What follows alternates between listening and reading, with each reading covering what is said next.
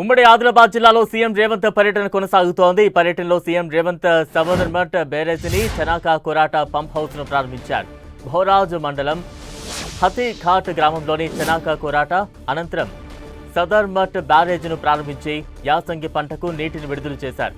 పెన్గంగపై తెలంగాణలోని కొరాట, మహారాష్ట్రలోని చనాకా సరిహద్దున ఈ ప్రాజెక్టును నిర్మించారు. ఇక్కడి నుంచి 0.81 టీఎంసీ నీళ్లు ఎత్తిపోసే విధంగా బ్యారేజ్ నిర్మాణం చేపట్టారు. సమీపంలోని హతీఘాట్ గ్రామం వద్ద పంప్ హౌస్ నిర్మించారు.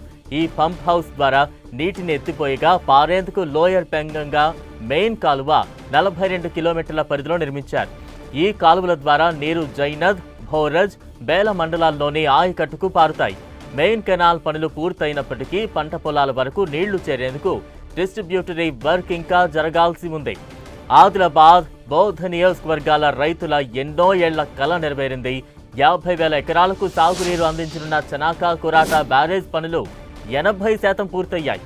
గత నెలలో జిల్లాకు వచ్చిన సీఎం 500 కోట్ల అభివృద్ధి పనులకు ప్రారంభించారు. 2015లో చనాకా కొరాట బ్యారేజ్ నిర్మాణాన్ని అప్పటి బీఆర్ఎస్ ప్రభుత్వం చేపట్టింది. 386 కోట్ల అంచనా వ్యయంతో చేపట్టిన ప్రాజెక్టు అంచనాలు పెంచుతూ రాగా చివరకు 1891 కోట్లకు చేరింది.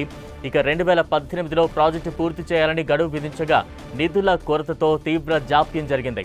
ఎట్టకేలకు బ్యారేజ్ నిర్మాణం పూర్తి చేసిన అధికారులు తాజాగా పంప్ హౌస్ నుంచి నీటిని విడుదల చేసేందుకు ముహూర్తం ఖరారు చేశారు. సీఎం ప్రారంభించనున్న పంప్ హౌస్ కు 6 మోటార్లు బిగించారు.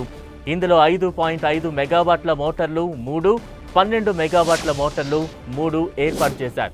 ఈ ప్రాజెక్టు ద్వారా బౌద్ధ నియోజకవర్గంలోని తాంసీ, భీంపూర్, ఆదిలాబాద్ నియోజకవర్గంలోని భోరజ్, ఆదిలాబాద్, బేల మండలాల్లోని 51,000 ఎకరాలకు సాగునీరు అందనుంది.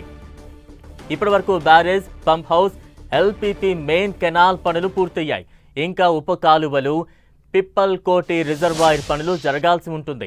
మరో 1800 ఎకరాల భూసేకరణ చేపడితే ప్రాజెక్టు పనులు పూర్తవుతాయి. భూసేకరణ కోసం 175 కోట్లు పరిహారం అందించాల్సి ఉండగా ఇందులో 70 కోట్ల పరిహారం సీఎం అందించనున్నారు.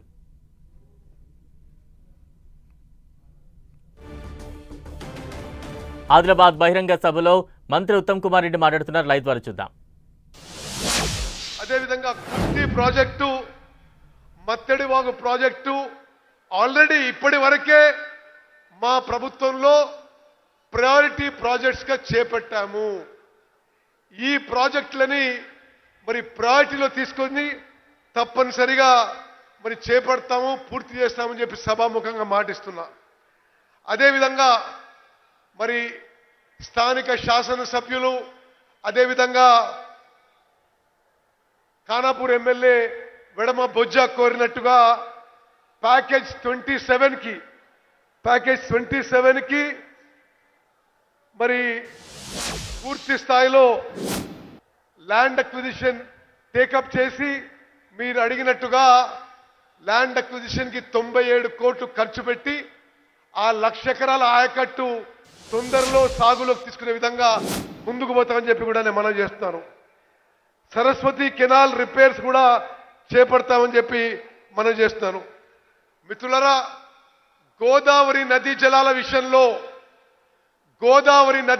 విషయంలో గత బీఆర్ఎస్ ప్రభుత్వం 10 ఏళ్ల నిర్లక్ష్యం వల్లనే తెలంగాణకి న్యాయం జరగలేదు. తుమ్మడి ఎట్టి బ్యారేజు తట్టడి మట్టి కూడా తుమ్మడి ఎట్టి బ్యారేజ్ దగ్గర ఎత్తకుండా ఉమ్మడి ఆదిలాబాద్ జిల్లాకి గత బీఆర్ఎస్ ప్రభుత్వం చేసిన అన్యాయం ఉమ్మడి ఆదిలాబాద్ జిల్లాలో ప్రతి రైతు, ప్రతి పౌరుడు గమనించాలి.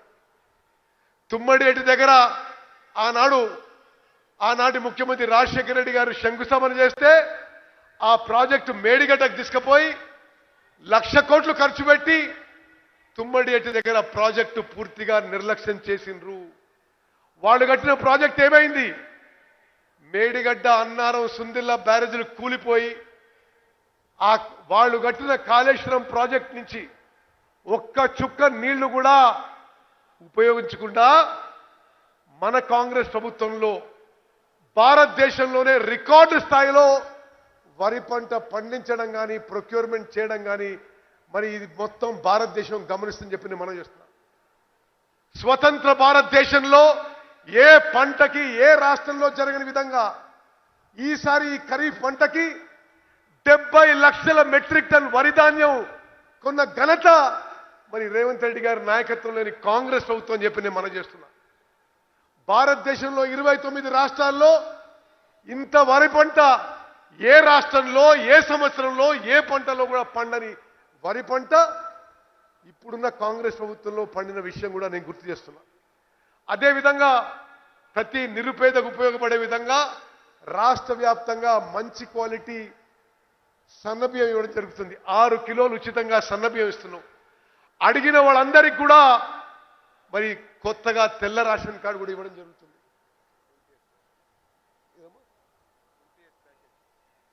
మరి తప్పనిసరిగా రామారావు పాటిల్ గారు కోరింది కూడా చేపడతా. ఇది చదివినాక నేను మళ్ళీ ప్రకటిస్తాను. చదవలే. ఓకే ఓకే సరే, వారు ప్యాకేజ్ నెంబర్ 28 గురించి అడుగుతున్నారు. అది కూడా తప్పనిసరిగా పరిశీలిస్తాం. ప్రధానంగా మీ అందరి ద్వారా, వేదిక మీద ఉన్న ప్రజాప్రతినిధుల ద్వారా, మీడియా ద్వారా తెలంగాణ ప్రజలందరికీ రైతులందరికీ కూడా స్పష్టమైన హామీ ఇస్తున్నాము. గోదావరి నదీ జలాల విషయంలో గత బీఆర్ఎస్ ప్రభుత్వం నిర్లక్ష్య వైఖరి వలనే ఈరోజు ఆంధ్రప్రదేశ్ ప్రభుత్వం పోలవరం నల్లమల్ల సాగర్ ప్రాజెక్ట్ గురించి మాట్లాడుతున్నారు.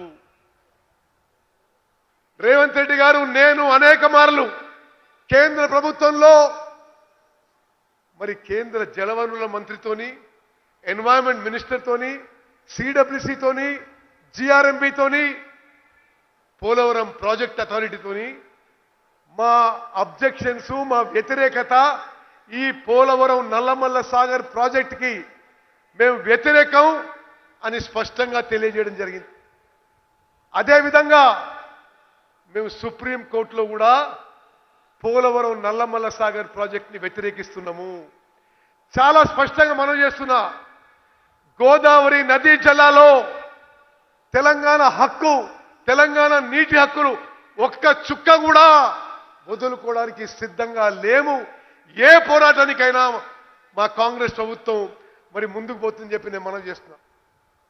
మిత్రులారా, తుమ్మడిహట్టి బ్యారేజ్, తుమ్మడిహట్టి ప్రాజెక్టు నిర్లక్ష్యం చేసి ఉమ్మడి ఆదిలాబాద్ జిల్లాకి మరి మోసం చేసింది గత బీఆర్ఎస్ ప్రభుత్వం. మరి ముఖ్యమంత్రి గారి నాయకత్వంలో ఈ మధ్యనే తుమ్మడిహట్టి నుంచి నేరుగా బై గ్రావిటీ సుందిల్ల బ్యారేజ్కి నీళ్లు తీసుకుపోయి సుందిల్ల నుంచి ఎల్లంపల్లి చేసి ఆ ప్రాజెక్టు పునరుద్ధరణ చేసి ఉమ్మడి ఆదిలాబాద్ జిల్లాలో 2 లక్షల ఎకరాల ఆయకట్టుకి మేము ప్రాజెక్టు డిపిఆర్ తయారు చేస్తున్న విషయం కూడా మీ అందరికి మనం చేస్తున్నాం. గోదావరి నదీ జలాల విషయంలో తెలంగాణ రాష్ట్రానికి, తెలంగాణ రైతాంగానికి, ఉమ్మడి ఆదిలాబాద్ జిల్లా మరి రైతాంగానికి మొత్తం కూడా మరి మేలు చేయబోతున్నాం. మీరు కని విని ఎరగని రీతిలో గోదావరి నదీ జలాలతో ఉమ్మడి ఆదిలాబాద్ జిల్లాలో రైతు కూలీల జీవితాల్లో వెలుగులు నింపబోతున్నామని చెప్పి సభాముఖం మనం చేస్తూ ముగిస్తున్నాను. జై హింద్. ధన్యవాదాలు సార్. ఈ ప్రాంత ప్రజల నీటి అవసరాలను తీర్చడానికి ప్రత్యేకమైన భరోసా కల్పించిన నీటిపారుదల శాఖ మంత్రుల గారికి ప్రత్యేకంగా ధన్యవాదాలు తెలియజేస్తూ